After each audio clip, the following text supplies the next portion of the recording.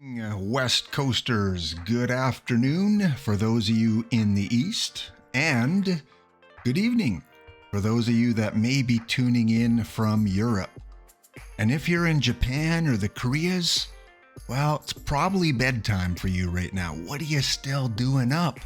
Welcome to another Laptop Pound stream. Thank you for all joining in. I hope you have your Twitch drops enabled to get those free packs today. I think I'm the first affiliate that's streaming today, and there are a couple others I think later this evening, but Tuesday and Thursdays when I stream, not a lot of the affiliates are on. They hit the big time the Monday, the Wednesday, the Friday, and on the weekends. Thank you so much, Glucas31, for the follow, and also to Barry Basher 11. Thank you to the follow. I am Laptop Hound on Discord, on YouTube, on Twitter, and on Twitch. So easy to find, all the same name. I like when a content creator uses the same name for all the different platforms. Easy to find. If you're new to the stream, it is the first of two weekly streams that I do. I'm on Tuesday and Thursday, 11 a.m. Mountain Standard Time, 1 p.m. for those of you on the East Coast. And started a little late today, and there's a reason for that. We'll get to that a little bit later. But yeah, I wanted to start and end the stream a little bit later than usual. Radman999, the first indeed today. Okay, good. So you guys are about to get your 5 packs. And again, Twitch changed the rules a while ago. It used to be unlimited drops for streamers, and then they went to the 5 for the affiliates, 5 for the official channel. Could you imagine if it was unlimited? We'd be watching OOTP streamers all day 24/7 and getting all those free packs, because yes, at least I do. I know a few others just live for the free packs if you're a free to play player. I see a lot of teams out there that are pack only or free to play, and every pack you can get for free is a good pack. I don't care if it's all live players, even if you quick sell them all, that's what, 50 perfect points, something like that, or better. Maybe even you pull the Pujols or the Babe Ruth or the Matlack. You just never know. So as I always like to do, I like to kind of start the episode with a kind of a connection between Baseball Past and OOTP 23. And today I'm going to look at this guy. You know who he is? Who is this pitcher from the 70s? Played for the Angels. He is a very popular card, especially, you know, diamond and below. If you don't have him, you might want to consider adding him. And yeah, we are gonna look at a guy I used a lot. I stopped using him in the last couple seasons, but I used to use him in the bullpen a lot, and that is one Mr. Dave LaRoche, or LaRouche, or LaRoche. Sounds like a French name. 98 rated diamond in perfect team. He's been there right from the beginning of this version of the game, and really good pitcher, a pitcher that I highly recommend. He's a lefty, and he's got really good ratings. Stuff's really good. Movement, control, probably the weak area, but again, he's a reliever, and some teams use him as a left-handed batter specialist. So again, left-handed pitcher, and his best stuff and movement is against the left-handed batters. So this is a card that is really useful in your bullpen. Like I said, I used him quite a bit for 20-25 seasons. I've just recently moved him out of the bullpen because there are some better cards that you probably want to use when you get to diamond. But if you're in gold, silver, or below, check the card shop once in a while and see if you can find yourself a cheap Dave LaRoche. Well, what about him in real life? What do we know about Dave LaRoche? Well, I know the quote may be a little bit small for you to see, but here's a good one I found coming from Hall of Famer Rod Carew. He was always negative about everything in the locker room. I finally got tired of it one night. We were having a team meeting and he was constantly interrupting people. I said to him, "Just shut up and listen to what the guys have to say." He asked what I was going to do about it, so I challenged him to a fight. There was a broom closet in the back of the clubhouse. I opened its door, turned on the light and said, "Come on, let's go in." As soon as he walked in, I turned off the light, closed the door, and wailed away at him. I thought that was a good quote from Rod Carew. I mean, Rod Carew we see as the ultimate gentleman, nice guy, and here he is, taking charge when both of them played for the Minnesota Twins and said, "Enough's enough. We're not taking your crap anymore. Let's settle this. Get in the broom closet." And I guess they probably did settle things. And Dave LaRoche was traded fairly quickly after that confrontation. So yeah, maybe not the nicest personality on the team. The other thing that Dave LaRoche is known for is his unique pitch called the lob. Yeah, he is one of the last major league pitchers to use the euphes pitch, which is utilized as an out pitch, and he used it late in his career, and it's thrown overhand, but a really high arc, almost like a softball arc, and really hard for hitters to get a hold of. If you haven't seen what an euphes pitch is, go to YouTube, search euphes pitch Dave LaRoche, and you can see him throwing that high arc pitch, which was pretty successful for him. Doesn't require a lot of stuff. Here's a case of a guy that could have 20 stuff and use that pitch effectively. But again, you got to use it sparingly because hitters are going to catch on and time it, and it's all about timing. So yeah, that's another cool fact about Dave LaRoche as well. Career stats, not bad. He had more wins than he did losses. He had an ERA under 4, which again, for, the 1970s, not too bad. 126 saves in his career, most of them again with the Angels, and was effective with the strikeouts, 819 strikeouts in just over 1,000 innings pitched. So close to that 1 strikeout per inning for Mr. Dave LaRoche. He moved around quite a bit though, and maybe it is because of his personality again. He was drafted by the Angels in the 20th round, so they got a steal in the 20th round, but he didn't sign, so they redrafted him a year later, and this time he did sign. So the Angels really wanted him back in the late 60s. Traded to the Twins for Leo Cardenas, again another perfect team card, some of you may use Leo Cardenas. And 1972, 1 year after, playing for the Twins, that Rod Carew confrontation probably played a big part, but he was traded to the Cubs for Bob Manley, Joe Decker, Bill Hands, cards that I'm not familiar with in perfect team, and then traded from the Cubs with Brock Davis to the Indians, now the Guardians, for Milt Wilcox. And you see all the different teams. He were leased by the Angels in 1981, played for a short time in the Yankees, and then finished his career in 1983 with the New York Yankees. So played from, pretty much 1967 until 1983, 15-year career, 16 years maybe. That is a little bit more about Dave LaRoche. So I like this card, really good card, 98 rated diamond, and I love learning about the players that we use. So they're not just artwork on a card, but there's some real life history between them. You remember Leo Radman? I'm a little bit younger probably than you. I was born in the late 60s, so I don't remember a lot of these guys playing. I was too young, but it's a name I'm familiar with, Leo Cardenas. You were old enough to watch Carew as a rookie. That would have been amazing. I guess that'd be like, who would you compare him to today in terms of his hitting style, you know, his presence?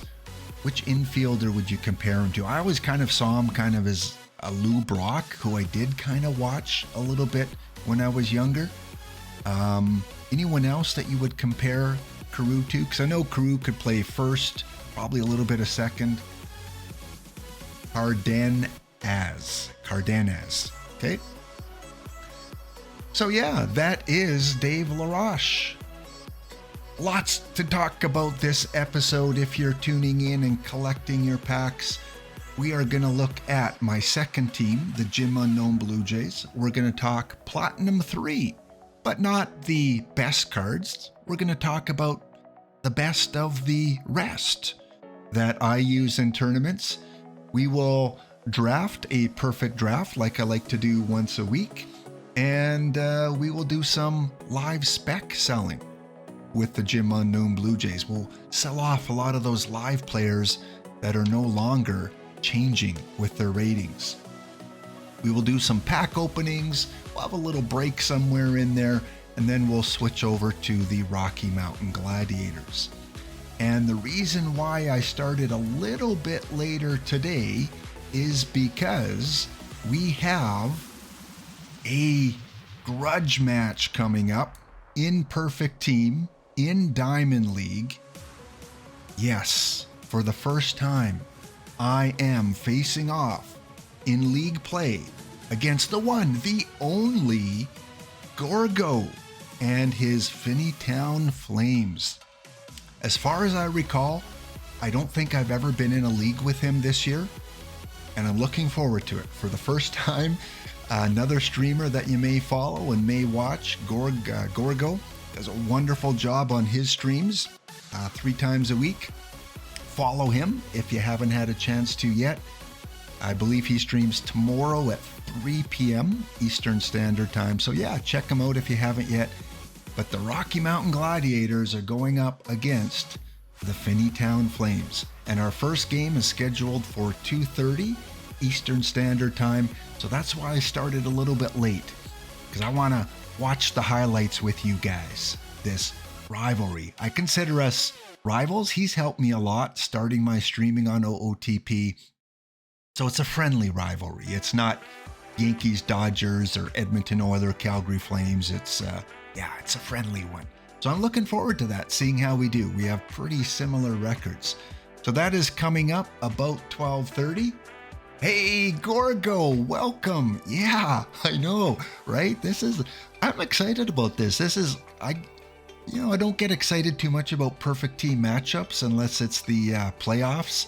But this I'm looking forward to see how our teams match up together. And later on in the stream, I'll compare the teams and the players that we have. So yeah, that is scheduled to take place in about an hour's time. Very cool. All right, so we are going to take a look at Platinum 3. I know a lot of other streamers have covered Platinum 3 and they've gone through kind of the higher good cards. Dishnet, the one, the only Dishnet, Ball Go Bye Bye. He covered Platinum 3 series on Thursday night like he always does with new releases. And Gorgo, you just added Tomei. You couldn't wait a couple hours to add Tomei? Great, I have Tomei too. So yeah, I think we're going to have a lot of similar players. So Platinum 3, Dish covered those on Thursday. I know a lot of them are getting used now. A lot of them are getting pulled in packs. Of course, you want the Babe Ruth. That is probably the best card in the game right now, especially for hitters. John Matlick, probably one of the top 3 pitchers in the game right now. And of course, there are still about 40 limited edition Albert Pujols out there that you can pick up. Very valuable card and someone that's going to add some pop, literally, to your lineup. But I want to look at the lower level cards, the cards that I am trying in quick tournaments and kind of having some success with. So the first one I'm going to cover is an iron card, and that is Phil Koch. Do you have yourself some Coke? You have Coke in your lineup.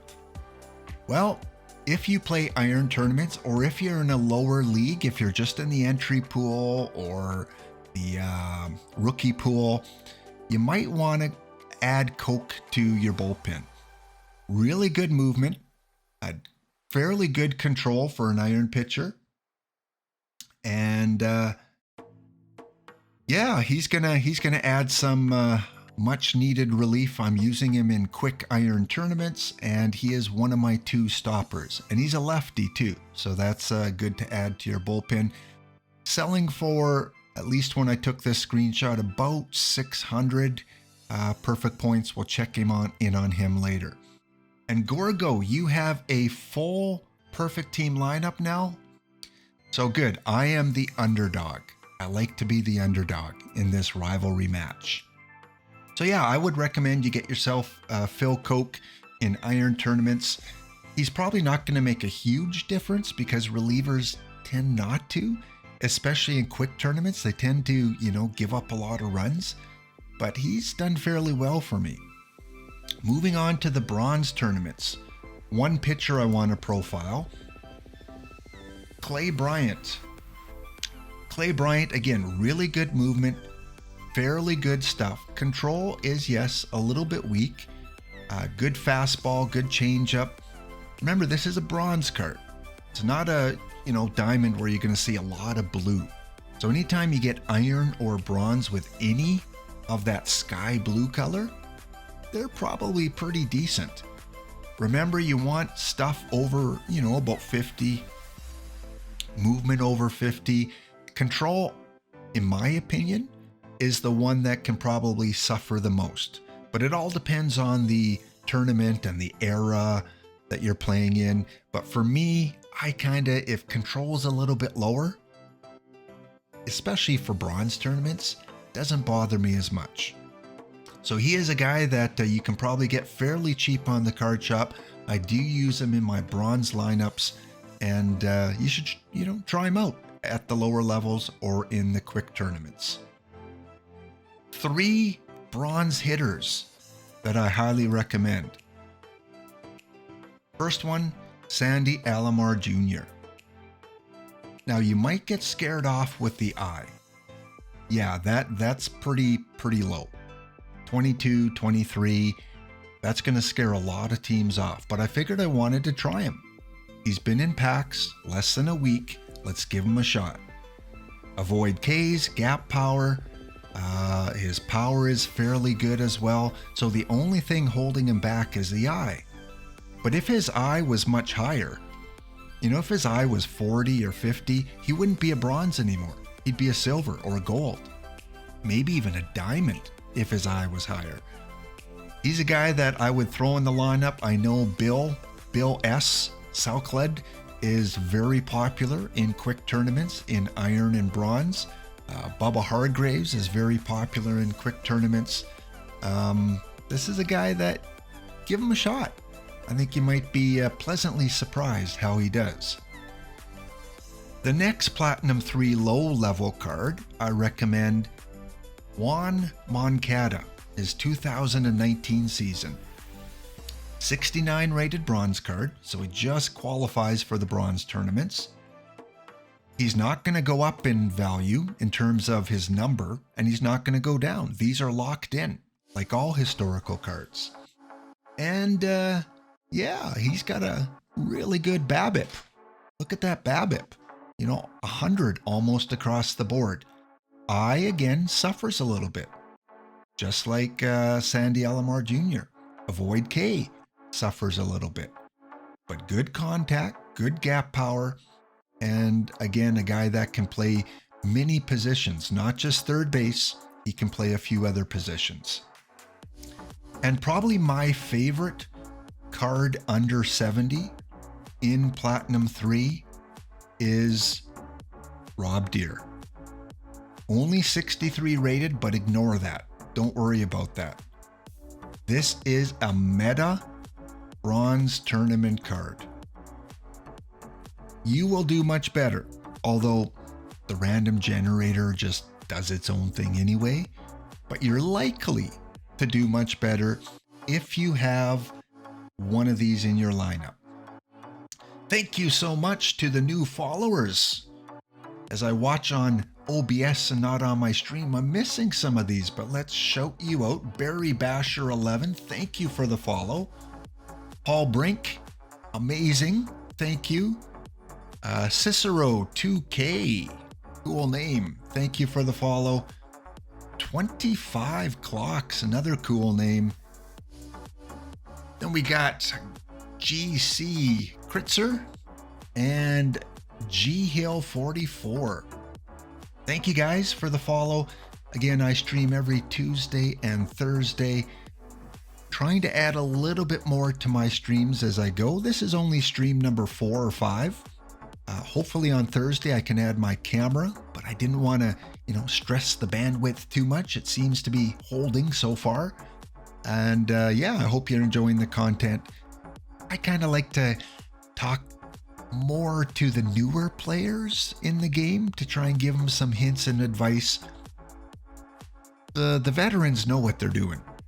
And there's a lot more brighter minds out there with statistics and, crunching numbers for those higher levels than me. I go off of intuition and, again, try and help some of the new players get into the game. So thank you guys all for the follow. Trillion9, yes, may you earn 1 trillion perfect points in your OOTP career. B Koozies Y. Ooh, that's a tongue twister. B Koozy Y. Kooz Y. I think I finally got it. B Kooz Y. I think you guys purposely make names tough to pronounce for old streamers like Gorgo and I, because yeah, why can't you just call yourself Jim 3, Dave 4? No, it's probably not creative enough. So thank you guys again for the follows. I'll try and catch the new ones as they come up. But have you drooled over Rob Deere yet? Power, 133 versus lefties as a 63 rated card. Yeah. Signal's good so far. Thanks, Gorgo. Thanks for checking in. A little bit blurry. It may be. I had to knock down the bit rate a little bit to avoid lag on streaming. Hopefully the audio's okay, but it shouldn't be too blurry. It should be coming through okay. Maybe a connection on your end. Yes, Radman999, it's time to revamp. And now's the time to take advantage of that, because a lot of managers that spam quick tournaments don't really tinker with the lineup. They just keep putting the same lineup in. And so a lot of them have the same players that they've used for a couple months now. Here's your chance. Add in a Rob Deere. Add in a Juan Moncada, a Phil Koch. Set it and forget it. Yeah, exactly, Gorgo, right? I'm guilty of that too. But when these cards came out, I thought, I want to try some of these and see how they do. So let's go over and let's take a look at a small sample size of how these cards are doing. Now I'm getting some of these follows coming through. Excellent. Good. So let's look at a couple tournaments, bronze tournaments, that my second team has been playing in. This one here, the Jim Unknown Blue Jays. If you're new to OOTP, Jim Unknown is a comical set of computer-generated players that appear in the game if your lineup is not full. If you have a lineup that is missing a few players, they will put in Jim Unknown players. And one little pointer, they're not very good. In fact, the other team's going to score a lot of runs if you have a lot of Jim Unknowns. So because I created a tutorial series on YouTube, a 10-part tutorial series for new players, I just created a new team called the Jim Unknown Blue Jays and kept it at that. I figure, yeah, it's good enough. It's cool. So this is a tournament where I use some of those new players. Pitching wise, again, only the one new pitcher, and that is Clay Bryant, who I talked about. In this tournament here, where I finished in the packs, I finished 3rd and 4th. So I got 3 packs out of it. He finished with a 5-game start, only allowed 2 earned runs, 0.81 ERA.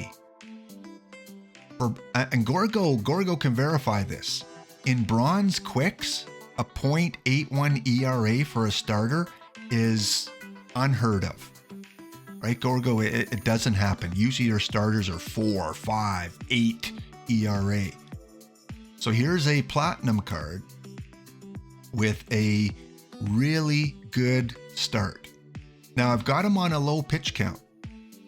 I only have him with a 75 pitch count. So that doesn't push him far into the game. You'll notice that, he pitched 3 innings, 4 innings, 5 innings. So he doesn't pitch enough to get the win. That's why he doesn't have any wins. He's got 1 win. But it's successful for him, at least in this tournament.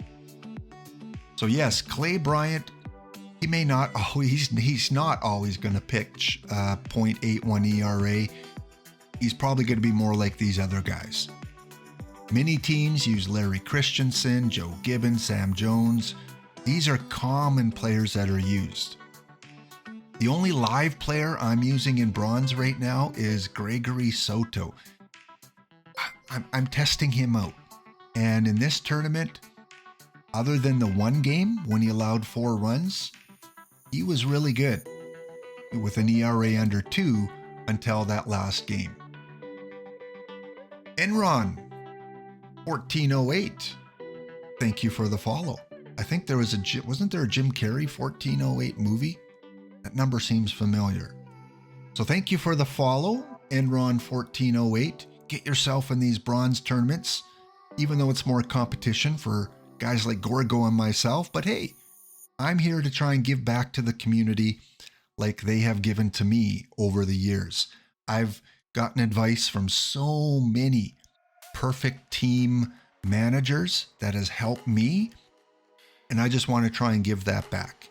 And Gorgo does that as well, and many streamers do that, giving you advice. So yes, Gregory Soto I have had in the relief role, 1 save, 3.45 ERA. In terms of my hitters, and yeah, Gorgo, the aggressive pitch or aggressive hook, that's another good strategy. I don't individually set my quick tournament pitchers. I just leave them at neutral. I give them a pitch count, and I don't turn that on. But you could do it the other way. Yeah, absolutely. Higher pitch count and then have the game pull him when he's starting to get tired. Another good strategy. Well, let's take a look at those 3 hitters. Moncada, Alomar, and Rob Deere. First of all, let's go with Moncada. In this tournament where I made the semifinals, he finished with a 400 average in 19 games that he started, almost 100 plate appearances, 34 hits, 9 doubles, 23 RBIs. In a tournament where I didn't make the finals, 23 RBIs is incredible. Juan Moncada, 400 in this tournament. Again, he's got low avoid Ks, so he did have 11 strikeouts, but he also had 12 walks. Considering the eye, that's kind of surprising that his walk to strikeout ratio was pretty equal. And a 1.2 WAR. You notice the little red things up here for new players. This shows awards they've won in that tournament or regular league play. MVP of round 1, MVP of the quarterfinals. You used to feed them to the lions when they lose slider. Yeah, that's interesting strategy. The next guy I want to take a look at is the new Sandy Alomar Jr. in this tournament. 17 hits in 72 at-bats. Did strike out, and that's that eye again. 17 strikeouts. You're going to get strikeouts with Alomar Jr. And his average wasn't the best, 236. Fielding as catcher was a little bit below 0. So in this case, you know, although he did have hits in 4 of his last 5 games and a couple doubles and a home run, 6 RBIs, for a catcher, it's not the worst. So I still am okay with him in the lineup. And then Rob Deere, my favorite new card, under 70. Look at this guy. 309 average in the tournament, 1.1 WAR, 21 hits, 9 home runs, 21 RBIs. I'd say that was a successful tournament. So between Deere and Alomar and Moncada, that's over 50 RBIs from those 3 players added to the lineup. And you can see on the overall leaderboard here, Rob Deere was 3rd in home runs, Moncada 1st in RBIs, and Deere was 3rd.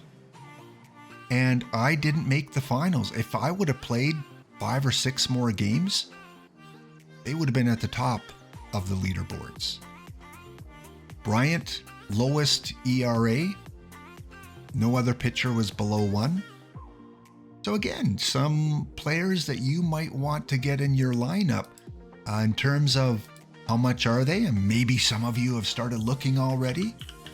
Alomar Jr., 255. You can get him now for 255, cheap. Cheap. I'm Ukrainian, so sometimes we say cheap like borscht.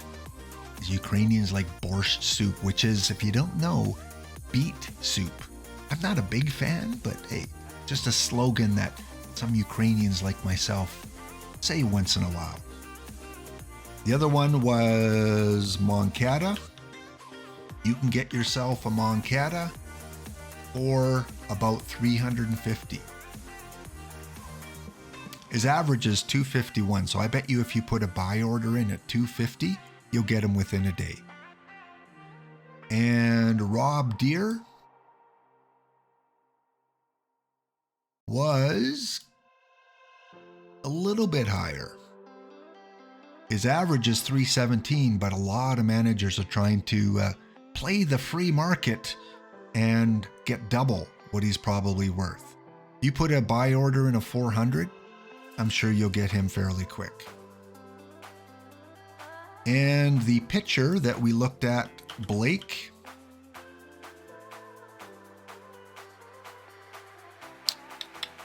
Who was that? Blake. Maybe it wasn't Blake. Bryant. Yes, it was Bryant. Let's see what Bryant should be fairly cheap, I think.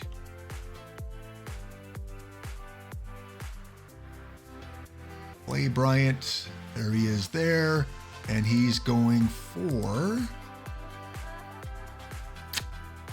Whoa. You're not going to get him too cheap, at least with the current sell orders. But again, if you put a buy order in of about 450 or 500, you should be able to pick him up. Maybe some of you grabbed him already in the last few minutes. Thanks again for all of you that are tuning in and following. If you just showed up at the stream, I'm just going over some of the lower rated platinum cards that were released that I find really good value for quick tournaments or for lower level league play. And these are guys. Chris Bryant. The other one I looked at was Phil Koch, the Iron card. None of them on the market right now. And someone wants them for 120. Going for about 450. So he is still a very expensive Iron card. Interesting. I paid a premium. I bought them on the first night and I paid over $1,000 for each of them. But my train of thinking was get them early, get them into the tournaments, get more packs, Because really, if you're going to buy a pack, it's 1,000 perfect points. And you're not guaranteed getting anything good. So if a Rob Deere and Sandy Alomar Jr. can win me 3 packs, it's paid for them. So I don't mind paying 1,000 for bronzes or silver or irons early on to get them in the lineup before other managers do. And let's just take a look. Let's see if any other managers had these players in. Yep. Five managers had Alomar. What about Bryant? 4 had Bryant. Moncada. 3 Moncadas. And Deere. 4 Deers.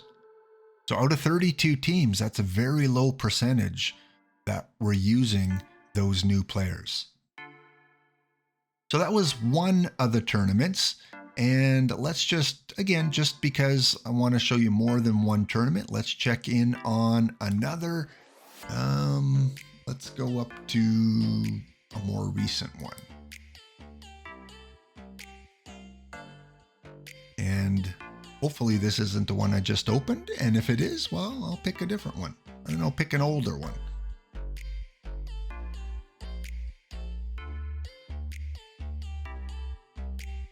So, was this the one I just had opened? Yes, it was. Thankfully, fast internet means you can do this really quickly.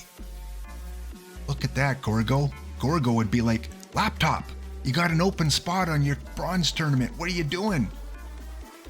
Phew, there we go. We're all full again. I know when I watch Gorgo stream, that's one thing. He's sharp eye. He notices if he has an opening on his bronze tournaments.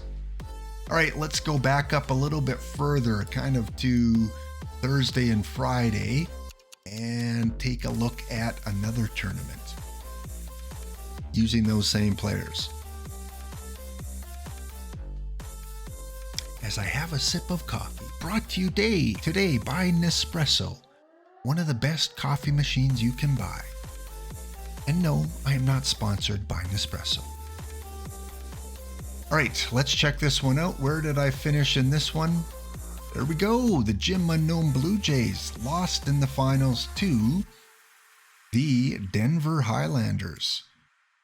Congratulations, Robert Cat. You beat me in the finals. All right, Clay Bryant. Again, low pitch count compared to the other pitchers. ERA of 4.5 this time. So not as strong of a start, but in bronze tournaments, that's still pretty good. 4.5 is still pretty good for bronze quicks. Hitter-wise, we have Rob Deere. Whoa. Look at that. How lovely is that? 15 home runs. 15 home runs in 83 at-bats. 32 RBIs. Average isn't as high as you would think. 26 strikeouts. So, strikes out more than he hits home runs, but we're going to take that, right? We're happy with that. I caught it before you could say it, Gorgo. Whew. Just in the nick of time. Sandy Alomar Jr., 315 average, 17 RBIs, 3 home runs. And Juan Moncada. Look at that, guys. First tournament, he had a 400 average. This tournament, 389. 27 RBIs. Look at all this red up here. MVP round 1, MVP of the quarterfinals, and MVP of the semifinals. We talk about meta cards, cards that are must-haves, that are consistently performing well. I've showed you 2 tournaments now, and Moncada has done really well. So again, Deere, Moncada were my best 2 war players in this tournament. Morgan I use at second base. Jason Kendall's a popular catcher against the lefties. Felix Mantilla I've used right from day one. Same with Chick Haffey. Then we got Sandy Alomar Jr., Ozzie Smith for his defense at short. The Platinum Ozzie Smith, Platinum 1, which you can't get in packs anymore, guys. If you want them, you're going to have to pay up to get them. Although that's still pretty cheap for a card you can't get in packs. Bob Hamlin and Joe Harris, I think the two best first basemen in bronze. Chipper Jones, a lot of teams use him more regularly. And Yount, Lynn Larry against the lefties. Look at those splits. And finally, for his defense, Mr. Kimbrough. So that is my lineup. That is what I use. Again, some tournaments I'll win. Some tournaments I won't make it past the first round. That's how the random generator works with OOTP. You win some and you lose some. Hopefully we win more than we lose. All right, what I want to do is, we're coming up to game time in a half hour here, Gorgo. It's getting close, coming up to game time. So let's go through and let's look at the Gym Unknown Blue Jays and see how they're doing. This is again my second team I created about a month and a half ago. Bronze 214. If you are in bronze, you may come up against them. I know Gorgo, 2 of his teams are in bronze, but I don't think they're in my league here. I think we get to face each other in a minor league grudge match. Thanks again for those of you that are tuning in, earning your drops. If you're just coming into the stream, I talked about lower level Platinum 3 cards that are must-haves. We looked at Dave LaRoche and his career in Major League Baseball. And now we're looking at my second team, the Gym Unknown Blue Jays. And right now, we are 25-10. 9-1 in our last 10 games. Jim McCormick is leading the league in wins with 6. And you can see we're doing fairly well in the pitching department. We look at our overall ratings. I like single-digit numbers. And we are single-digit everywhere except for base running and stolen bases, which I still haven't figured out yet. That's my big issue of concern, is I can't seem to get my base running and stolen bases under 10. They always seem to be in the bottom of the league. So yeah, they are doing fairly well. The Gym Unknown Blue Jays have had a successful run since I created them with the tutorial series. You can see that they've won 3 championships, Rookie, Stone, and Iron. We've been in bronze for 3 years. We finished first in our division every year. But for some reason, we haven't been able to advance in the last 3 years. We get knocked out right before the semifinals. I've got to work on tweaking my playoff lineup. I know a lot of bronze teams really stack their team before the playoffs. Maybe that's why I'm getting knocked out. Because I'm free to play. It's packs and play from league. Perfect points. 3 packs, 1 here. Go back a little bit. So a little bit of a dry spell. Quick sold a lot of cards, of course, after lives. We're finished on Monday. So that is the Gym Unknown Blue Jays.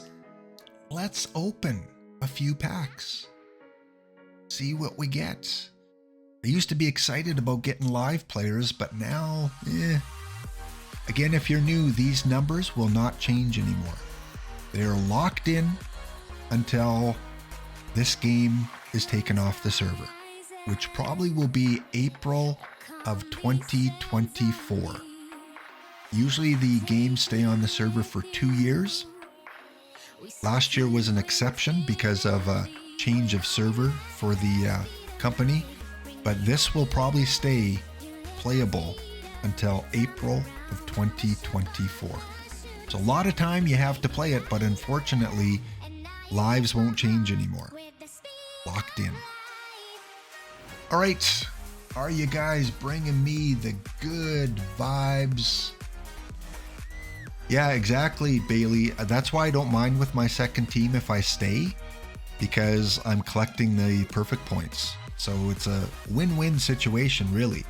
Either I do well in the playoffs and advance, or I stay and beat up on the teams again.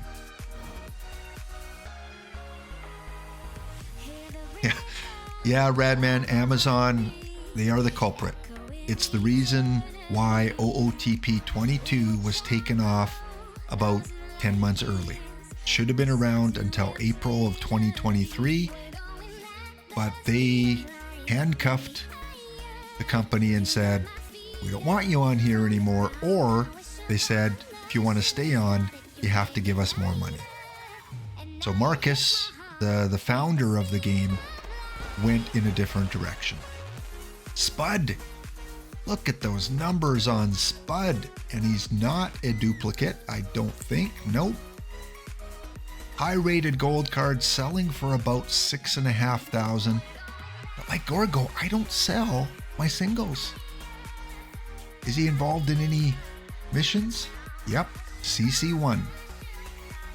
But yeah, I'm keeping my singles, especially my historical singles. A Negro League 1 player, I've got him already.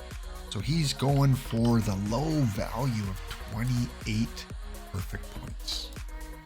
Just above minimum. Another gold. I've already hit one historical gold. Let's see who we get this time.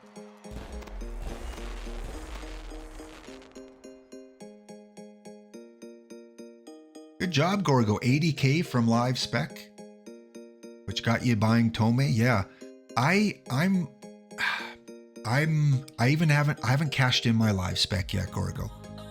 I want to wait until inflation goes down a little bit.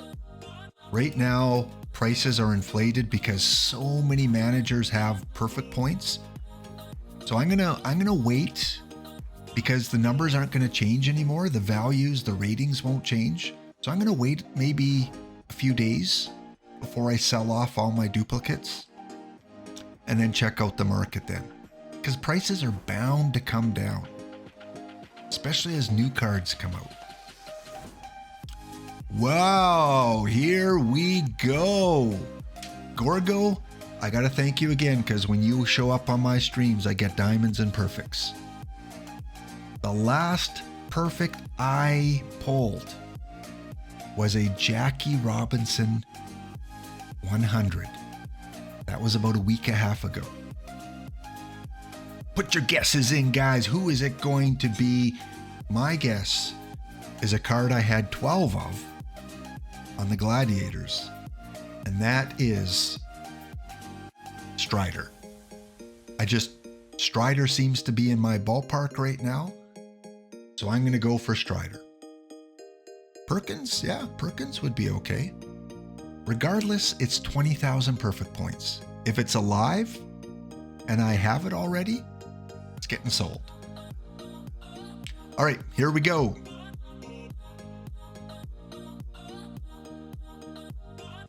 Matlick. Altuve. But as I said, Altuve is 20,000 in the bank, and for a bronze team, 20,000, I'll take it.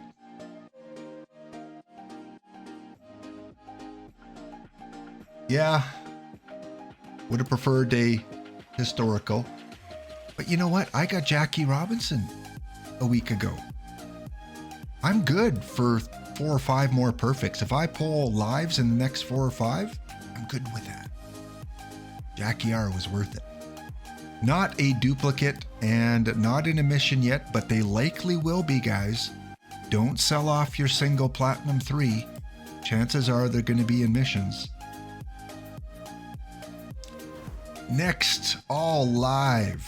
All will be sold. Unless they're not duplicates. Pete Falcone. 60 is the lowest, 48 is the average. You can have him for 40. Part of the Joe Morgan bronze mission, which I've finished already. So after the OOTP tax, I will get 36 perfect points.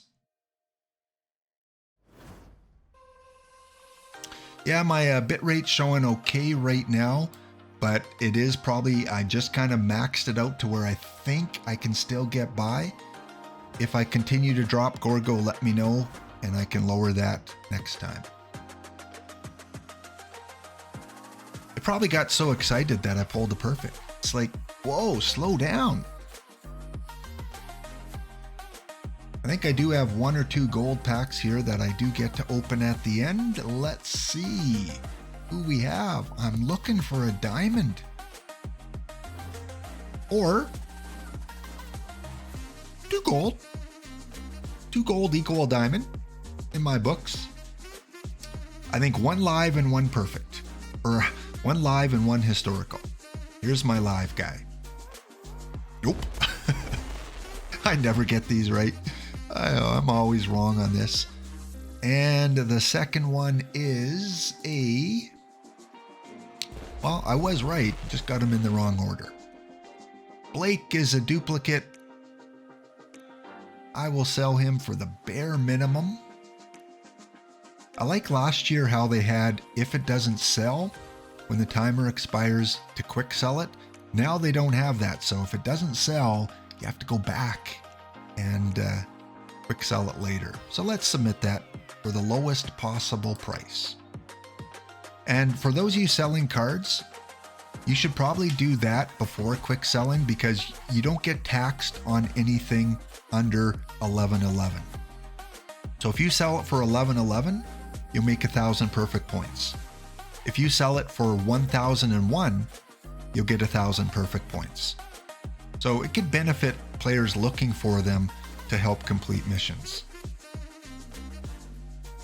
Need a Mookie Betts. We'll see what we can do. Part of 3 missions. Yes, some players are part of more than 1 mission, so they're a little bit more valuable. Tug McGraw, Brooks, and CC2, Cooperstown Mission 2. But I'm keeping them. Not a duplicate. I gotta keep these guys in case I meet Gorgo in bronze at some point, some season. Another gold. Gold galore. It is another duplicate. Someone else also already has them for 1001. So I'm not going to compete with that user. They can have that. I'll quick sell.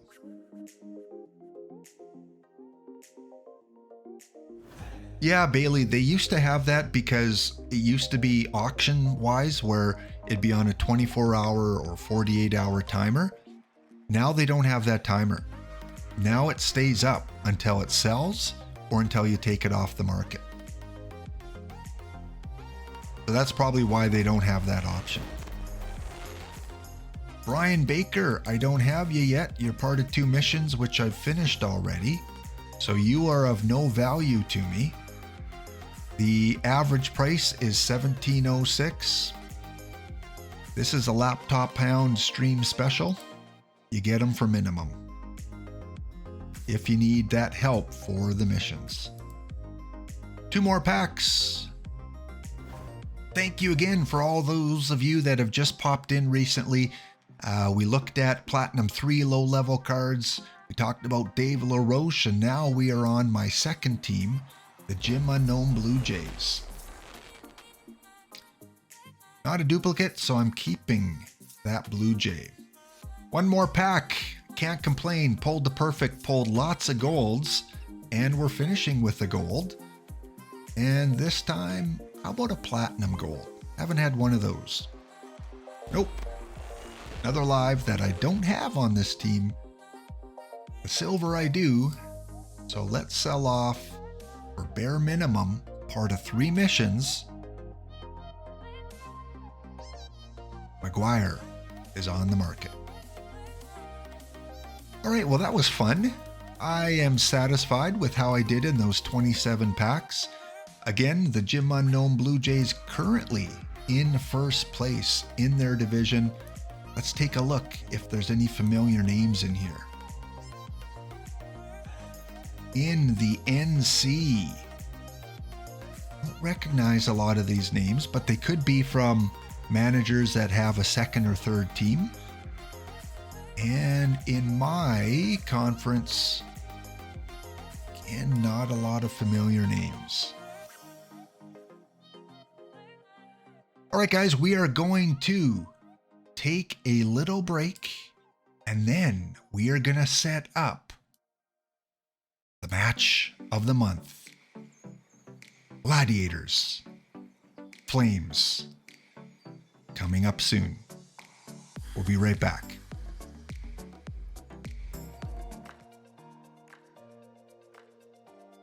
All right, we are back for the last segment of today's stream. The 7th inning stretch is done. Grabbed another coffee, and let's check in on the Gladiators and how they're doing in Diamond. Last season in Diamond, the Gladiators made the playoffs with an 87-75 record. As a wildcard team, we went all the way to the finals.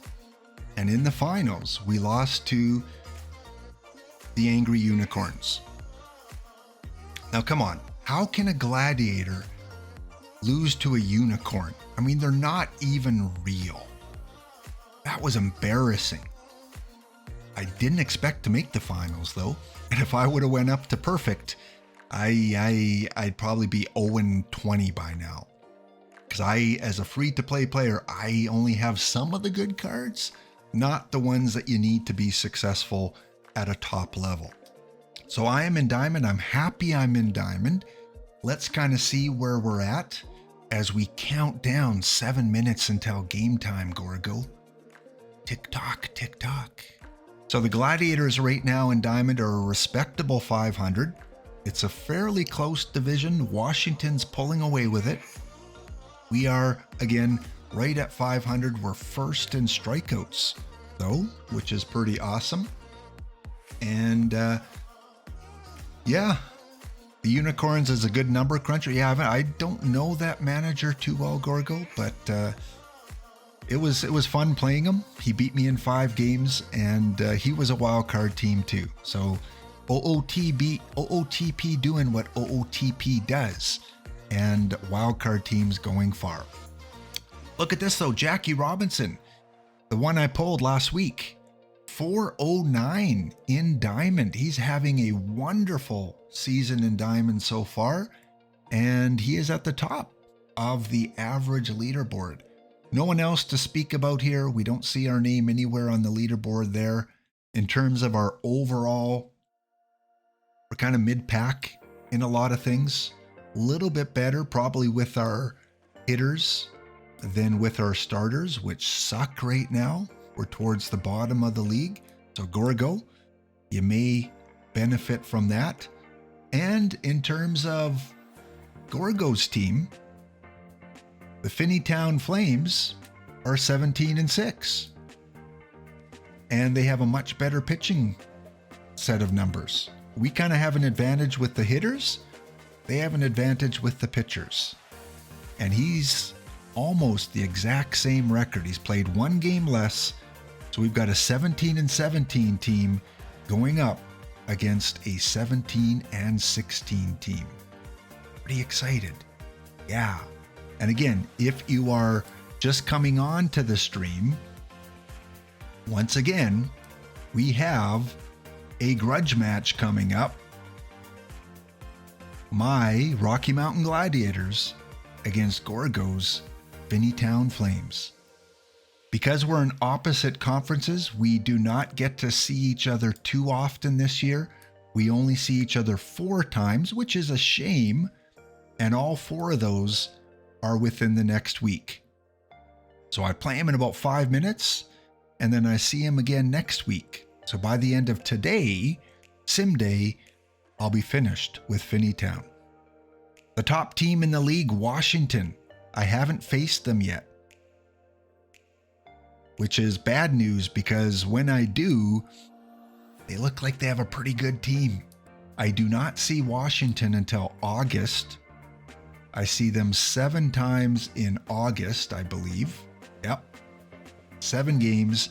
And then I see them again 6 more games in September. The only time I see Washington, and that's late in the season. So I got to win now while I can because it's going to be tough staying 500 when I have to play them towards the end of the season. Well, guys, let's take a look at the matchup. Gorgo's probably got his team ready to make changes here on the fly. Gorgo is going to face Jim McCormick using the Kidneys Snail Man approach. So using Jim McCormick, facing 18 batters. And for those of you that don't know this strategy, there is talk that pitchers get penalized the 3rd time through the rotation. I don't know if that's true. I'm just taking advice from the experts. So they recommend Snail and Kidneys, who went to the finals last week or 2 weeks ago in Perfect League, recommended a 60 pitch count with 18 batters faced. Now, that's what I've been using. I used it last season and made it to the finals of Diamond. It was successful. And Bailey tried it and said that it ruins the bullpen. You can see my bullpen. It does. My bullpen's usually much better than that. And you saw my numbers here. It may win me a few more games, but it destroys the bullpen. So I might abandon that. We'll see how the next month of sim goes, but I might change that around.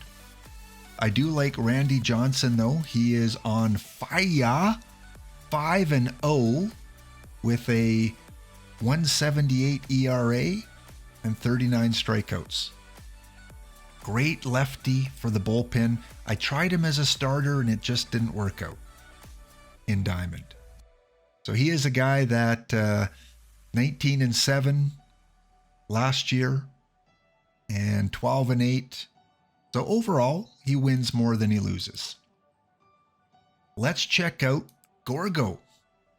Who are we matching up against? Oh, Gorgo has one of the best pitchers in the game, Jerry Royce.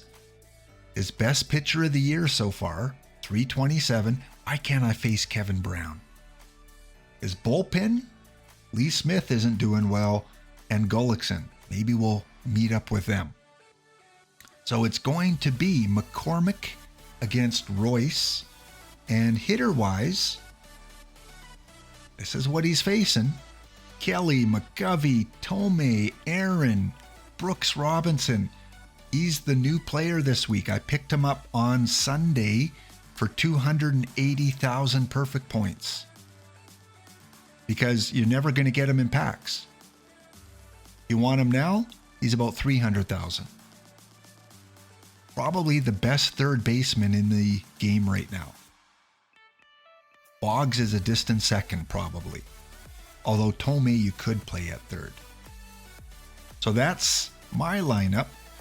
Finneytown, Kelly, Robinson, Tomei, Morgan. He's got Jackie Robinson too. I didn't know you had Jackie, Gorgo. I was hoping I had an advantage there. You've only got him though against the lefties, hitting 9th. Interesting strategy, Gorgo. So that's our 2 lineups. If we look at it from this perspective, let's find out how many of the same players we have. 1, 2, 3, 4, 5, 6, 7, 8, 9, 10, 11, 12, 13, 14, 15, 16. I think I have Ashburn too. So 16 out of 26. Exact same players, just different spots in the lineup. I have Larry Walker. He doesn't. And I have Ted Williams against righties. and Gorgo doesn't. Otherwise, we've got a lot of the similar starting lineup. Well, here we go. Game 1. Gladiators versus Flames. Will the Gladiators slay or will the Flames burn? That is the question. Yeah, McCormick is a good pitcher. I'd say right up till at least Diamond. More probably out of the bullpen or as a follower, but he's a good pitcher. All right, here we go. I'm excited. We're going to go through the highlights here and see how this game goes. Gorgo, no spoilers if you checked your game already. Let's see. We are in Finneytown. We are the away team. We are the underdog. And it's Royce, Jackie Robinson leading off the game. What can you do, Jackie? Again, with the highlight feature, it only shows plays, except for the first one, where usually there's a scoring opportunity. All right, here we go. First pitch of our rivalry and a strikeout to Jackie Robinson. Not a cool way to start the game. Now we are moving to the bottom of the first. Finneytown at bat. Minoso against Sid Fernandez. Yes, I had an opener, and it is hit down the right field gap. Minoso's going to stretch that into an easy double. So Finneytown, first hit of the game in this rivalry. And it scores a run. I didn't realize Kelly was on base. 1-0 Finneytown, bottom of the first. Paul Hines at the plate, 2 out. Fernandez delivers, and it is hit and drops in center field. That is going to score Minoso, and Gorgo has got the champagne on ice in game 1, 2-0. We drop now to the 4th inning. 1 ball, 1 strike, no one on base. Paul Hines at the plate. McCormick in the game. Here's the pitch, and that is hit deep to right field, and it is a shot over the wall. Paul Hines, one of the most underrated cards in the game. Really cheap on the card shop. Those white and red uniforms score the 3rd run. In fact, it is now 4-0. Gorgo, 4-0. No hitter.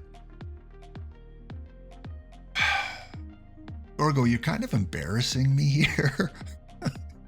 All right, we've got a full count, 1 out, bottom of the 7th, no one on. Mark Pryor in the game now. Robinson hits another shot down the right field line, and Finneytown is feasting off the Gladiator pitching. His 4th home run of the season, 379 feet into the right field stands. It is 5-0. All right, finally, we get to bat. 5-0, no hitter. Joe Mauer at the plate in the 8th inning. Royce still on the mound. He's got to be getting tired. What do you think? Usually when OOTP does this, it means the end of the no-hitter.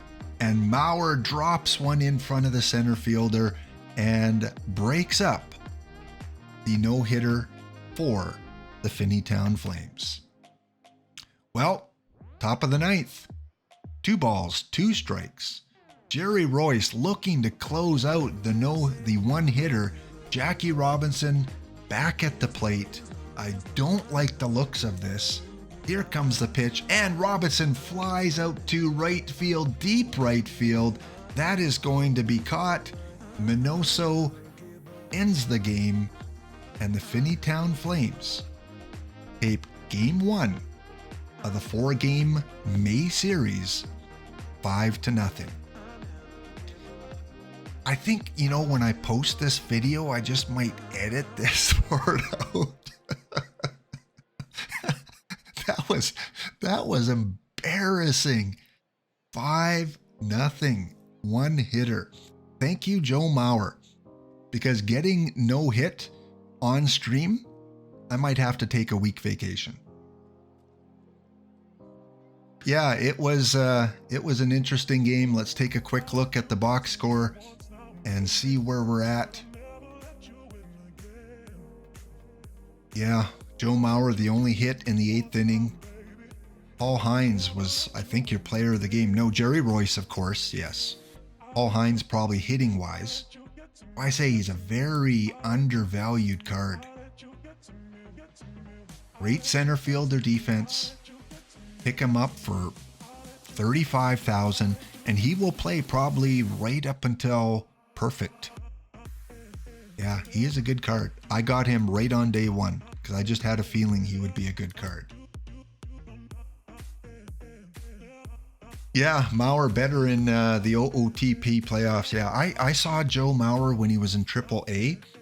I used to watch the AAA affiliate Edmonton Trappers, and the Trappers, it was great baseball. And they were the affiliate of the Twins during the Mauer and I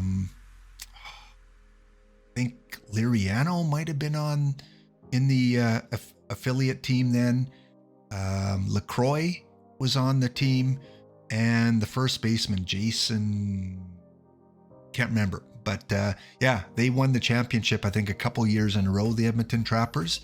And then, of course, they went on and helped Mini win a World Series. So yeah, it was really good baseball. Unfortunately, Western Canada is not AAA affiliated anymore, probably because of the travel expenses. But got to see a lot of those Twins when they were just starting to work their way up to the majors.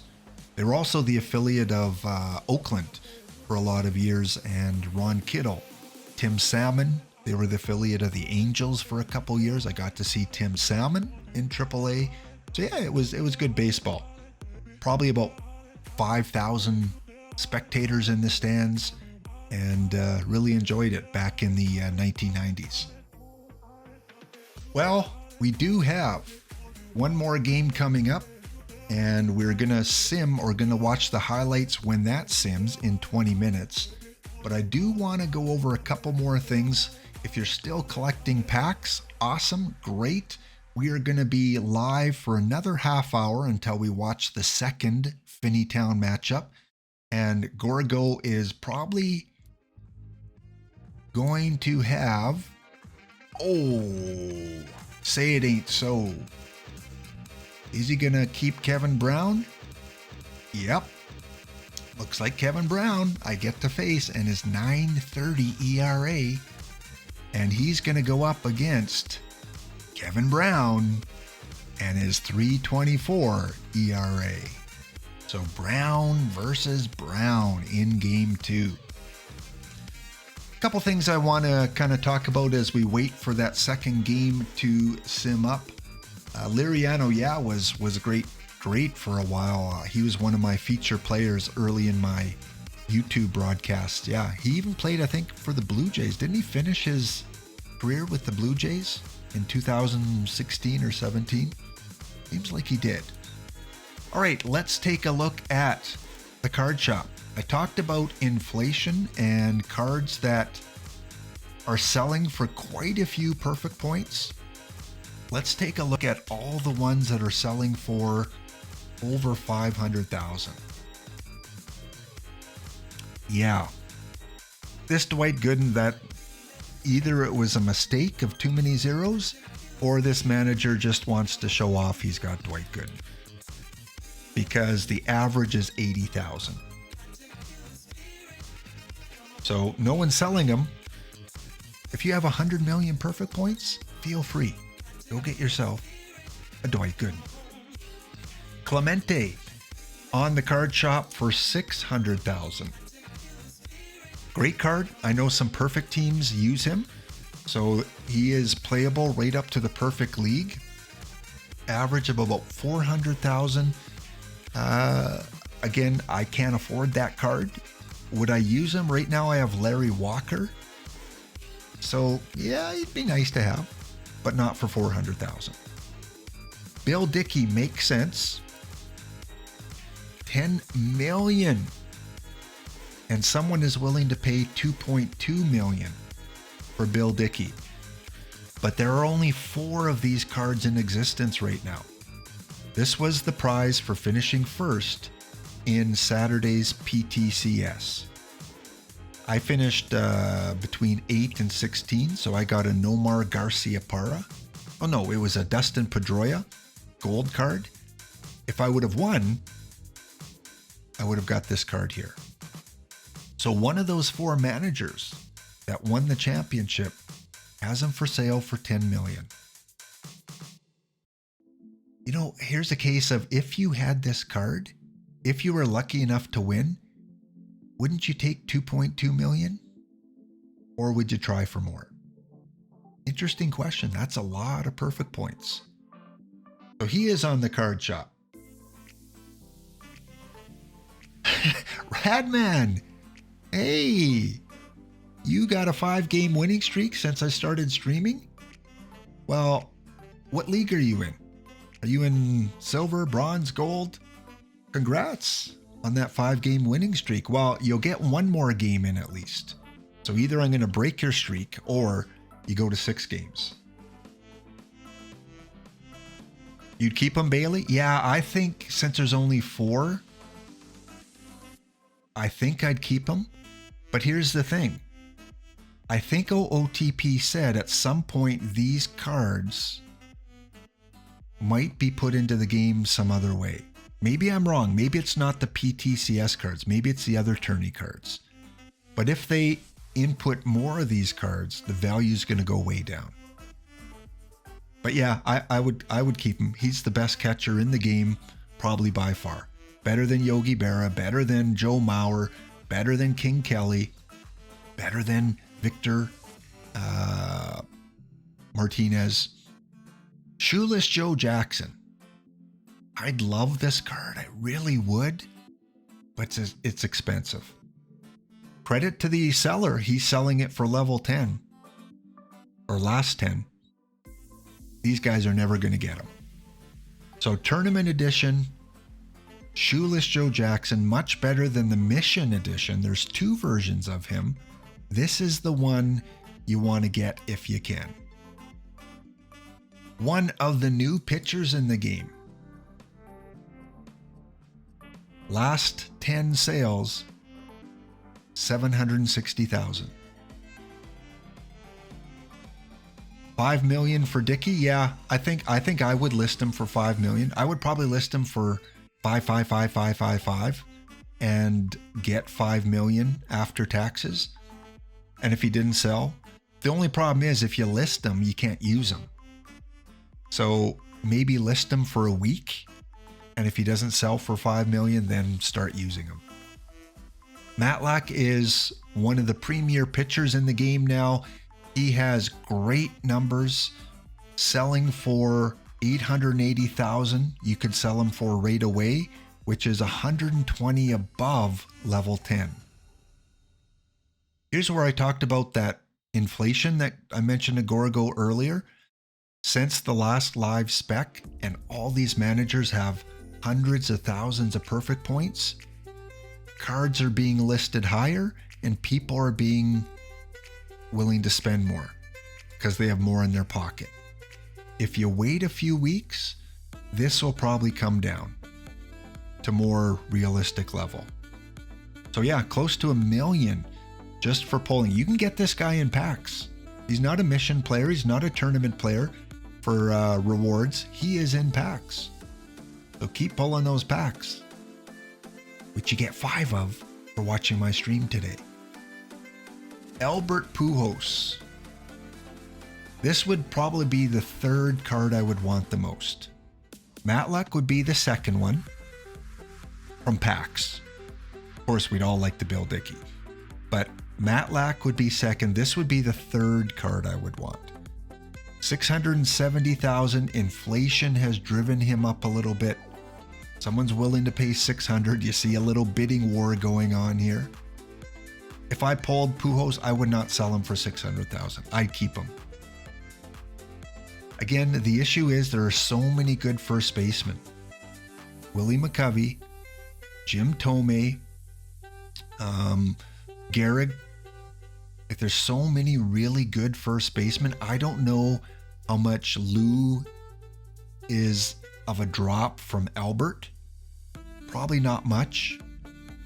So would you rather get Lou for 300,000 and a little bit of a lower output, or pay 500,000 more and get Pujols?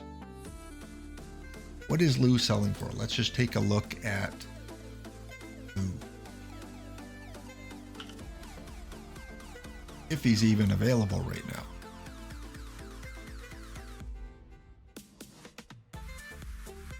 Don't see him. Let's check without orders.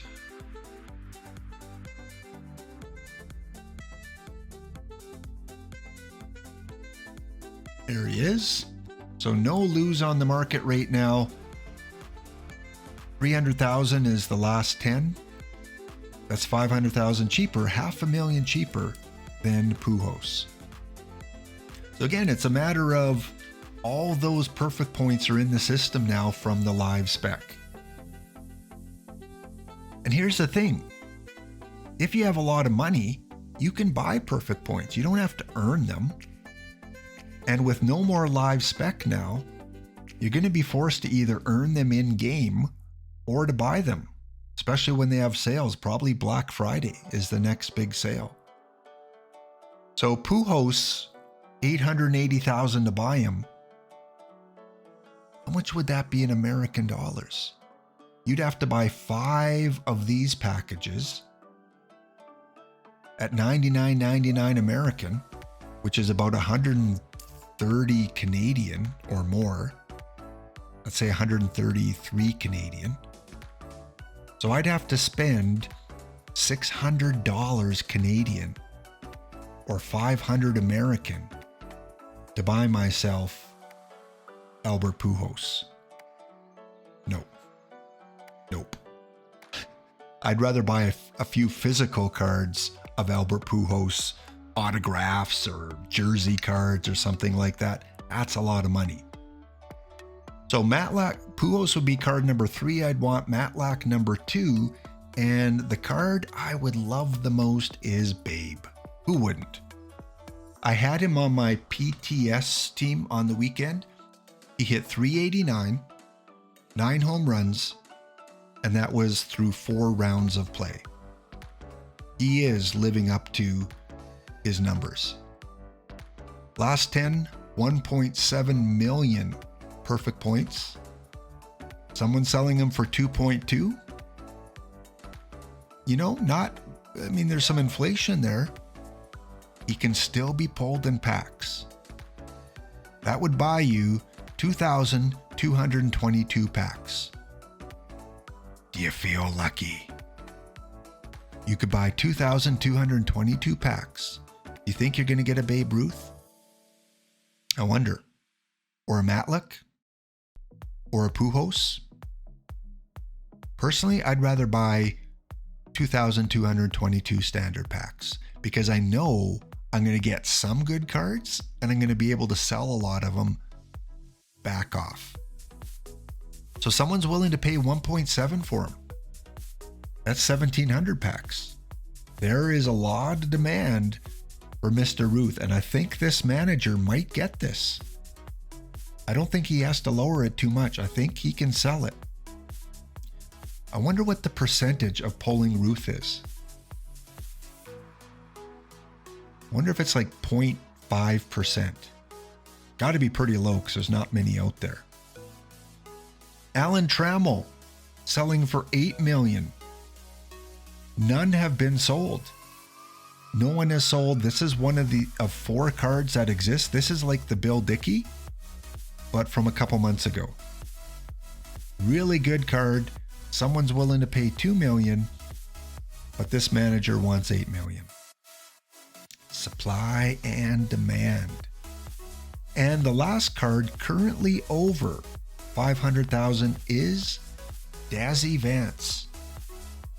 Dazzy selling for about 690 in the last 10. That's a really good price. That's 130,000 under the average. Getting close to the highest buy order. They could probably meet in the middle. I bet you if someone put in 500,000, this guy would sell it. So either the price is coming down because his numbers aren't as great in the short sample size, or the guy just wants the perfect points. So yes, those are the top 7 or 8 cards right now on the card shop. Whew, what I would love to have some of those cards. Well, we're about 9 minutes away from game 2. And you know what? I'm going to open about 25 packs. I'm going to keep some for my Thursday stream. But let's see if I can get a John Matlick and throw him in against Gorgo. How cool would that be? All right, we will get down to about the 50 pack mark. See what we can do. Yeah, Bailey, I would be tempting to sell that card for 1.7. That's a lot of perfect points. Duplicate. Blue Jays. You disappointed me. Part of 3 missions. Got him for minimum. He is posted. If you need a Romero live for your missions. Yeah, Gorgo, grab me a coffee too. 2 cream, 1 sugar, please. Maybe a little bit of maple honey flavoring.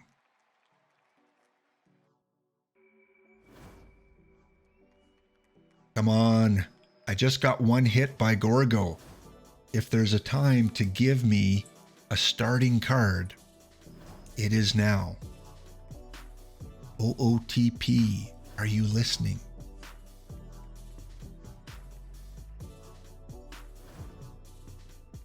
Well, this is not as good as the Jim Unknown Blue Jays did when they pulled cards. Thank you, Coercible Germ. Wow. That's an intimidating name. Coercible Germ. Thank you for the follow. And thank you for bringing me some good OOTP vibes. One thing too, when you're opening packs, Albert Pujols, the one going for 880,000, comes in the diamond level, even though he's a 100 rated card. So this could be an Albert Pujols. Now Gorgo's away from the screen right now. If I pull a Pujols and insert him in my lineup, that would be the biggest shock. Let's see. Pujols, come on, buddy. No. But not a bad consolation. About a $40,000 card. He could play for the Gladiators. That control's a little bit low. Wonder if I should throw him in. We'll check on that a little bit later. All right, well, thank you, Coercible Germ, for the follow and the diamond card. I'm gonna just attribute that card to you. Why not? Well, I've made my, I've been successful in this. I could get all lives from here on in. Yeah, all brown. It is a 100 card, but it's my understanding that it can be found in diamond packs. It's got, well, it's got a diamond. Maybe it won't show up as a diamond here, but I think it's got diamond odds when you pull it. I think that might be it. So I could be wrong. It might not be a diamond showing card, but it has the diamond's odds rather than the perfect odds. All right, 4 more packs. Are you back yet, Gorgo? Did you grab that coffee? Gold. This time? Good. Coercible Germ, I'm going to attribute this one to you as well. Look at those numbers for a gold. So Tiant and Bucky Walters, 2 pitchers that I'm going to keep for missions. And that's close to 50,000 perfect points that I could sell them for together. Another card that if I was in gold or silver leagues, I would definitely use them. Yeah, look at that stamina. Can also play third base. So a two-way player. 3 more packs.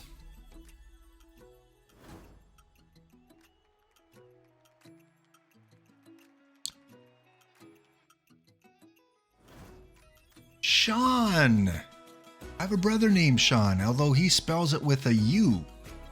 Sean, SULL10. Thank you for the follow. That mean you're going to bring me a diamond card as well? Let's see. We'll open a couple extra since Sean followed. Come on, Sean. Where is that mojo?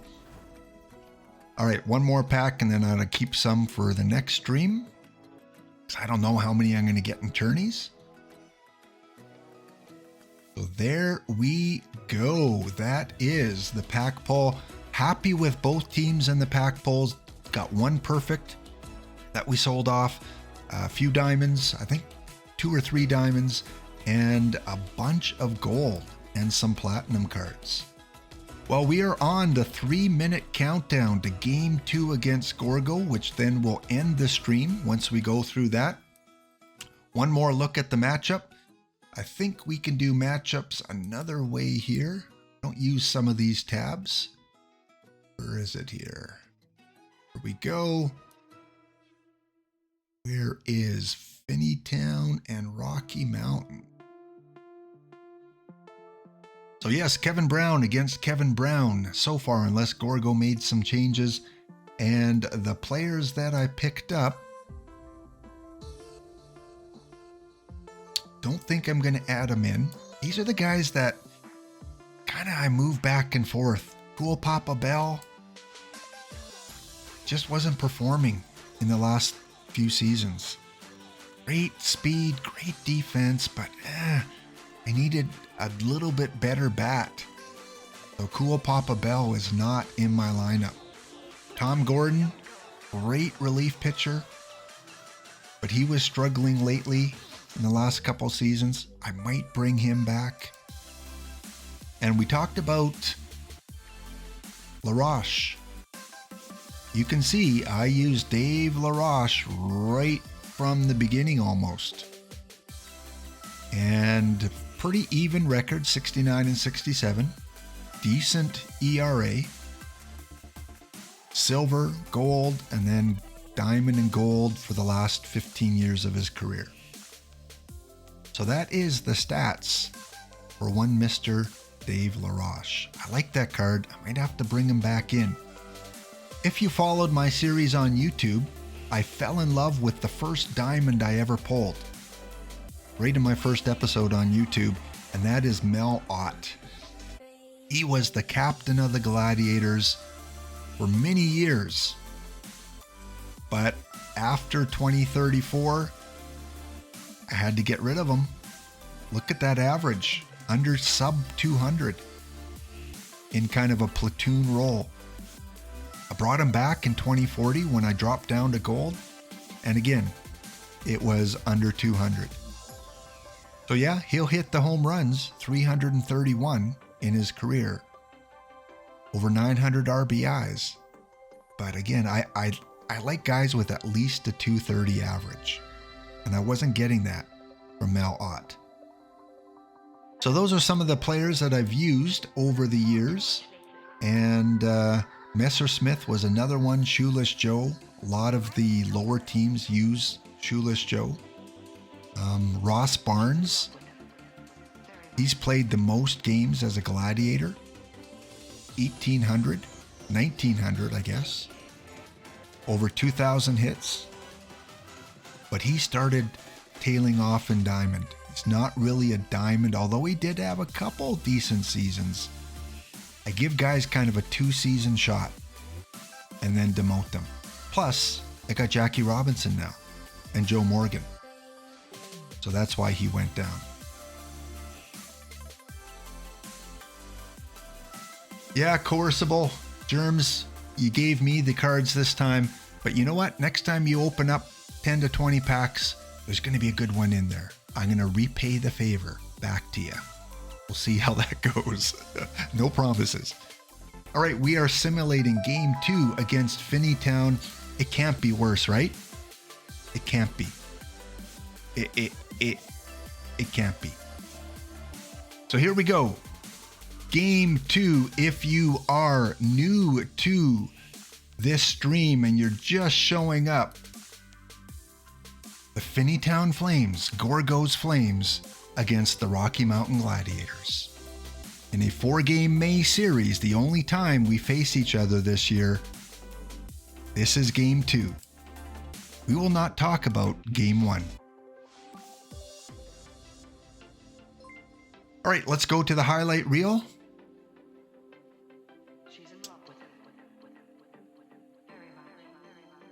Oh, look at Gorgo already coming up with the excuses. His cards won't sync. Okay, I see what you did there, Gorgo. Oh, Gorgo, you missed when I pulled the Albert Pujols off when you were getting a coffee. Nope. Mr. Jiggy Fly, you've got some energy. And Doug, 291. Thank you for the follow. You've shown up just in time to watch the Gladiators and the Flames in game 2 of this series. It's Brown versus Brown. McCovey to lead it off, and he pounds the ball to the gap in right left, and that is gone. Leading off the game, that's going to get me some perfect points. Because every time your leadoff hitter in the first inning gets a home run, it's perfect points. 1-0. Still the top of the first. Jim Thome at the plate, facing 9.3 ERA Brown, and that's hit to the same area, and that is gone. Kevin Brown gives up 2 runs to the Gladiators, 2 dingers.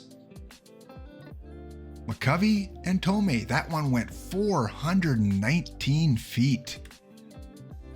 Much better start this time. But now we head to the bottom of the 4th. The Flames have Thome on second, Joe Mauer at the plate. Our Kevin Brown on the mound. Here's the pitch, and Mauer hits it down the left field line. That's going to go to the wall. That is going to score McCovey Thome, and it is 2-1. A double for Joe Mauer. All right, getting a little bit nervous now. We've already broken our 1-hit record. Top of the 6th, no one out. Willie McCovey on first, Jim Thome at the plate, Kevin Brown still in the game. Here's the pitch. It is hit to the exact same area as the first inning, and a 2-run shot. Jim Thome with his second home run of the game. Look at those beautiful red and silver uniforms trot around the bases. All right, we're in the top of the 7th. The Gladiators with the 3-hitter going. 2 outs. King Kelly on first. Jim Thome up again for the Gladiators. Brown on the mound, this time down the right field. That is gone. That is gone into the right field stands. Jim Thome is saying, not this time, Finneytown. Not this time. Another shot, 6-1, his 3rd home run of the game. We head to the bottom of the 7th. 4-hitter going, Mort Cooper in on relief. Joe Morgan at the plate, Minnie Minoso on third. Here's the pitch, and that is hit down the left field line. Another home run. Finneytown, you must have high value set for home runs because we're pounding them out of the park. So that is a 2-run shot. Finneytown gets a little bit closer. It is now 6-3. We head to the top of the 8th. 6-3, Papelbon on for Finneytown. Jackie Robinson at the plate. 1 out. Here comes the pitch, and it is hit through the shortstop into left field. And Jackie Robinson has a single with 1 out in the 8th. 2 out now, 3-1 count to Joe Mauer. Brooks Robinson on first. Jackie Robinson was not able to score. Maurer takes the pitch and lines it down the right field line. That's going to drop in front of the right fielder. And in the bottom of the 8th, we have Finneytown posing a little bit of a threat. This makes me nervous. 2 on, 2 out. Minnie Minoso at the plate for the Flames. McGraw, the closer, is in. Tying run at the plate. Minoso hits it down the left field. Oh, look at the athletic skill of King Kelly to make that diving catch. I haven't seen that animation often. That was cool. So Kelly eliminates the threat. We go now to the top of the 9th. Jim Thome on first with a rare single. Ted Williams facing Phil Niekro. Here's the pitch. Williams hits it down the left field line, and that is going to put runners at first and second with 2 out. 1 out. No, 2 out, but runners at first and third. Joe Maurer at the plate. Niekro on the mound. Here comes the pitch to Maurer, and Maurer pounds that to the left field gap. That is going to score at least 1. Here comes the runner from first, and he stands up and says, "We're not gonna take it. No, we're not gonna take it. We're not gonna take it anymore, Finneytown. You destroyed us game 1. We head still to the top of the 9th. Runner on second, and this is becoming a slugfest. Joe Morgan rips it over the right field wall. Look at those red silver uniforms. You can pick those up on the OOTP shop for $49.99. Get your favorite player now. All right, we head to the bottom of the 9th. They are mounting a little bit of a threat here. Runners on first and second. Full count. King Kelly at the plate.